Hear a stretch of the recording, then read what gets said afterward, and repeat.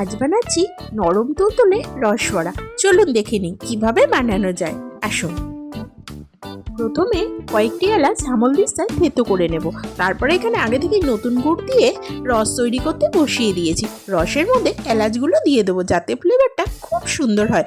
দেখুন, আমি তাড়াতাড়ি করে রসটা রেডি করে নিলাম, একদম রেডি হয়ে গেছে।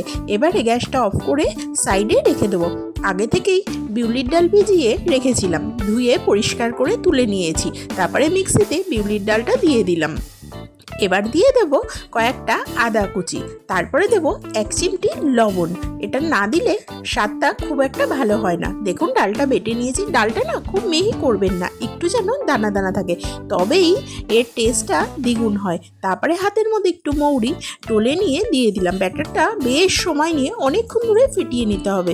এই ব্যাটার ফেটানোর ওপরই নির্ভর করছে বড়াগুলো কত সুন্দর হবে। একটা বাটিতে জল নিয়ে সামান্য পরিমাণ ব্যাটার দিয়ে দেখবেন যদি জলে মিশে থাকে তার মানে আপনার ব্যাটার একদম রেডি। তারপরে তেল এদিকে আমি গরম বসিয়েই দিয়েছিলাম গ্যাসে। তারপরে আস্তে আস্তে ছোট ছোট করে বল আকারে দিয়ে দিলাম। এগুলো ছোট ছোটই দেবেন, খুব বড় দিলে এগুলো ফুলে ডবল হয়ে যাবে। তারপরে হালকা করে ভেজে নিলাম, খুব বেশিও ভাজবেন না আর একদম কমও না, এরকম গোল্ডেন করে ভেজে নিতে হবে।